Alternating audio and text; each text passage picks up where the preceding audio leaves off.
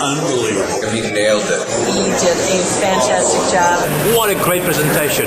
Enthusiastic, energy, kept the audience laughing, kept things going. It was a wonderful experience, highly motivational. It was meaningful, great content, very touching at moments. So great job all around. I just love your presentation, the humor, but it has substance in there. And I'm coming away as a better person as a result of that laughter, which is good for the soul. At DMG International, my organization, we study motivation and how it impacts organizations and individuals. And that's what we're going to be talking about here today. Motivation, inspiration, but how we can lighten up in this industry that is changing so much. And that's what many of the senior leadership, the new officers have spoken to you about, change. Mach 5 with your hair on fire each and every day. Is it whitewater? You bet. Perpetual whitewater. But motivation is a key foundation to any successful individual or successful organization. We've studied motivation for decades. We've studied organizations, Fortune 500, Fortune 1000, and individuals. In fact, over 58,000 people have gone through our motivational training. And I want to share with you, distill that down to share with you where your own unique individual motivational style is. I'm going to show you 4 symbols. I want each and every one of you to identify with one symbol and one symbol only. When I shout out that symbol and you identify with that one, I want you to raise your hand. How many of you identify with the red starburst relative to motivation? Raise your hand. That's telling me that you're well organized and methodical. How many of you with the blue cube? That's telling us that you're bold and decisive relative to motivation. How many of you identify with the gray pyramid? Raise your hand. That's telling us you're obsessed with sex and booze. How many? He's raising his hand now. How many of you identify with the yellow cylinder? Raise your hand. Too late, the joke's over. Happy birthday to the most impotent man in the family. Tight end returns after colon surgery. Now that's funny. And do we have any atheists in the room? Not to offend any atheists, but here's an atheist's tombstone. Here lies an atheist, all dressed up and no place to go. Now this is my cousin Chris. He didn't go to college, but he makes the most money. Talk about having to have a positive attitude. When you got your hands in crap each and every day, he's whistling and skipping all the way to the bank. How many of you know anyone that suffers from an STD? Don't take it to the gutter, folks, and no pointing. We can talk about it offline. STD, stinking thinking disorder, or the literal definition, carpe diem, or seize the day. I submit to you and invite you to consider the power of our thoughts, the power of our attitude affects our lives both personally and professionally. Look at the state of humor or comedy in 2014 versus what it was in the 50s and 60s. Today's humor is normally at the expense of someone else to make them feel less than, to tear down, and not to build up. I'm not talking about that kind of humor. In the 50s, we used to laugh up to 18 minutes a day. In 2013, we laugh less than 6 minutes a day. 1 minute of laughter is equal to 10 minutes on a rowing machine. It's just plain good for you, because when you laugh, you disconnect yourself from your reality. You can't be thinking about pain or stressful things when you're having a good, hearty guffaw. In fact, you're connecting with someone on a deep emotional, mental, and spiritual basis when you laugh. That type of humor that builds up and doesn't tear down. You can't think about your stressors in your life. It's just plain good for you. At the end of a day, a week, a month, a quarter, a year, on this journey we call life and living, having a little more fun, happiness, and fulfillment. I submit to you and invite you to consider that the power of thought, attitude, can change the world. It has. Look at Gandhi, Dr. King. Amazing things can happen with the right mindset. The whole world is tripwired negative. If you don't believe me, watch CNN. Get USA Today, get a copy of the Chicago Tribune. There's an old adage in the news and media business, if it bleeds, it leads. Good news travels fast, bad news travels even quicker. They're actually at the University of Chicago studying the effects of optimism on the mind, body, and the soul, but also as a competitive advantage in business. Optimists live on average of 8 years longer than a pessimist. How many of you took Psychology 101? And in Psychology 101, there's that self-fulfilling prophecy. That which we think about most consciously, subconsciously, becomes our reality. And if it's negative, with negativity and drama and victimhood, that's the life that we live. Now, 598, what does that mean to any one of you? May of 1998. If you're from Chicago right now, it's about the price of a gallon of gas. Or in Chicago, we have the Chicago Cubs. About September before the playoffs, it's their record, 5 wins and 98 losses. But in May of 1998, 3 things happened to me that rocked my world, turned it upside down, that challenged how I fundamentally viewed life. My dad fell out of a 3rd-floor window to his death. He didn't jump. I got sober for the first time. I had a very bad alcohol and cocaine problem. And then May 18th, 1998, 1:37 p.m., St. Alexis Hospital Complex in Hoffman Estates, Illinois, Doctors Building 2, Suite 515 at 1:37 p.m., Dr. Jeffrey Bacall's office. Doug, you've got cancer. And for me, when I was given the C word, my reaction was the big D word, that of denial. That happens to someone else. That can't happen to me. I was a highly charged and focused sales and marketing executive in the information technology space. Had enjoyed great career success, great financial success. In fact, the trajectory of my life was on that hedonistic treadmill. Acquiring more stuff. He who dies with the most toys wins. And I realized at that point in time, May 18th at 1:37 p.m., I had to make some changes at a very guttural level eventually. First and foremost, I had to suit up and show up and deal with this cancer. I was so focused. I had a 5-year plan, a 3-year plan, a 1-year plan, a 3-month plan, a 1-month plan, a 1-week plan, a 1-day plan, and sometimes an hourly plan. And when you're given that shock of cancer or a death sentence, that happens to someone else. That doesn't happen to me. My life is going the way it should be. The power of thought and optimism. But I was on that treadmill, that hedonistic treadmill. So I got involved, actively involved in my care plan, and I got involved in a cancer survivors group, ladies and gentlemen. Made the most deepest, meaningful relationships outside of my family that I ever had. Shared this challenge, this journey with some other much braver individuals. Not everyone survived. But in this cancer survivor group that was being studied by some PhDs and MD for the benefit of a cancer survivors group, we found out a number of things. That the factors cancer survivors cite in preventing a recurrence, 4% of the time you needed to be lucky. 5% of the time you don't know. You got to roll the dice and take a chance 11% of the time on complementary therapies. You got to get outside of yourself, that sea of me, and quit being an eye doctor. I, me. Get outside of yourself. Connect with something greater or larger, however you define it.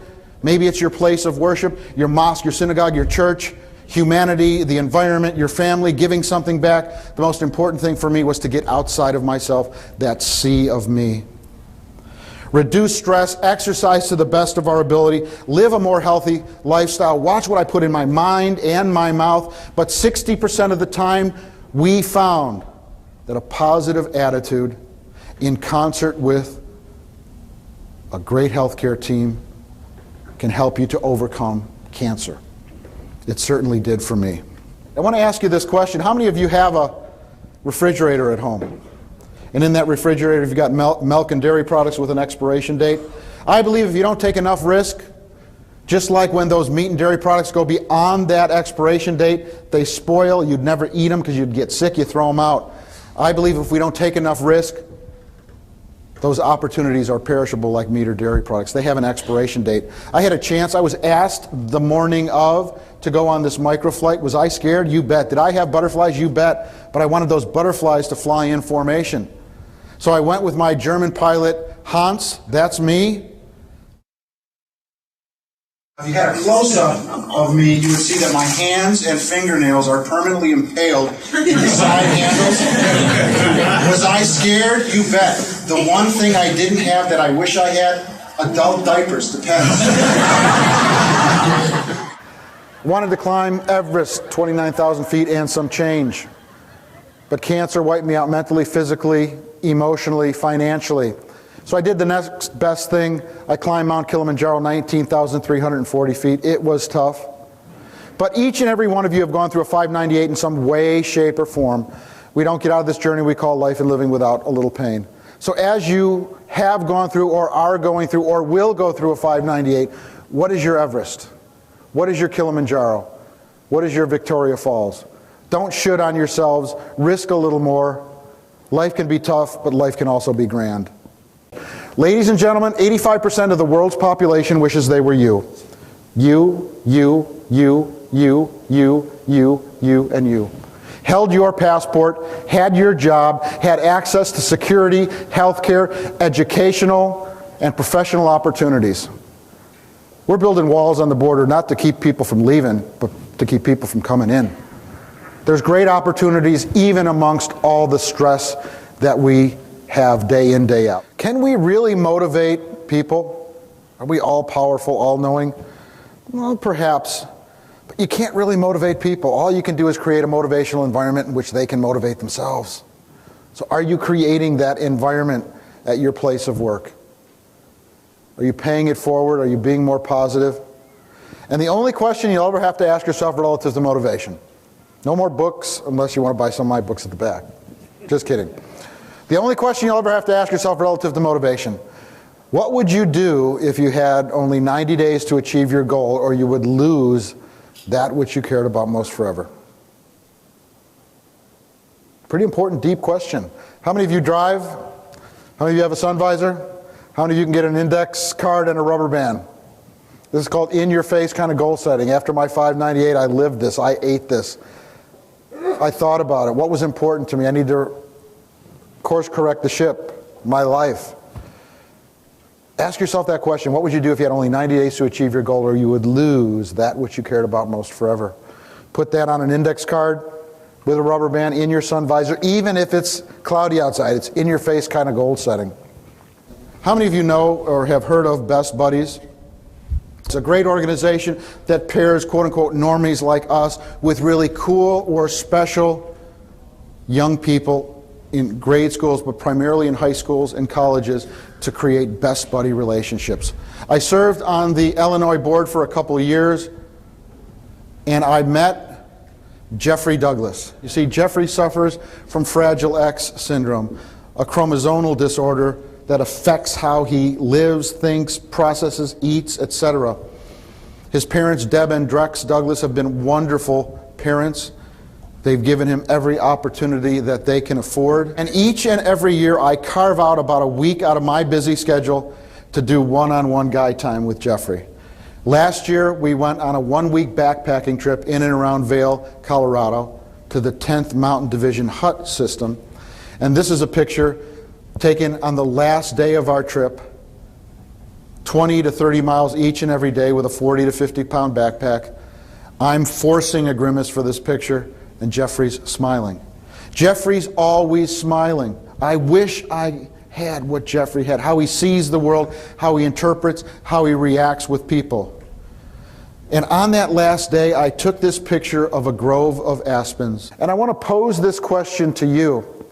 How many trees do you see? More often than not, the response is hundreds, thousands. Ladies and gentlemen, this is one of the world's largest living organisms. One root system, all interconnected. If you've been out west recently, Montana, Idaho, Colorado, you've seen the devastation, hundreds of thousands, if not millions of acres of destruction to the lodgepole pine by the beetle. If one insect bores into one of these aspen trees, it has the potential to kill thousands. Just as one bad attitude in a family, an organization, persistent bad attitude, can bring down the life force, the focus of that organization or family. We're all interconnected. You know, sometimes we think, Gosh, the universe is unkind to me. Let me share an interesting short story with you about an individual who had death, illness, failure repeatedly. Not a small diet, a full 24/7 buffet of negativity and the universe. So in 2009, he was born in a one-room house. In 2012, his brother Thomas dies. In 2018, his mother Nancy dies. In 2028, his sister Sarah dies. In 2031, he tried his hand at business for the very first time and failed miserably. In 2032, he ran for a seat in the state legislature and is defeated. 34, returns to business again and fails again. Illness, death, business failure, public office failure. In 35, his girlfriend Sarah dies unexpectedly, crushing him. And to no one's surprise, he suffers a massive nervous breakdown. Then he runs for the U.S. Congress in 43, 46, and 48 and is defeated each and every time. In 55 and 58, he runs for the U.S. Senate and is defeated. 56, takes a break in between, runs for the vice presidency and is defeated. Then in 60, he's elected president of these United States. Not 1960, 1860. You think we got problems now? A country divided by a long, arduous, painful civil war. A country divided north and south. An economy on the precipice of complete and utter financial ruin. Raging Indian wars to the west. That man, ladies and gentlemen, Illinois' own Honest Abe. And I love what Lincoln said. Whatever you are, be a good one. Because most people think all the competition for business and personal success is up here. It's all down here. What equals 100% in life? Here's a little mathematical formula that will help you to calculate that. If A through Z is represented as 1 through 26, A equals 1, B equals 2, C equals 3, then hard work equals 98%. You've got to work hard today to be successful. Knowledge, 96%. Hard work, knowledge, subject matter expertise, but attitude, 100%. Attitude coupled with hard work and knowledge. Conclusion, therefore, we can conclude with mathematical certainty that while hard work and knowledge will get you close, attitude will get you there. Choose to have a winning attitude.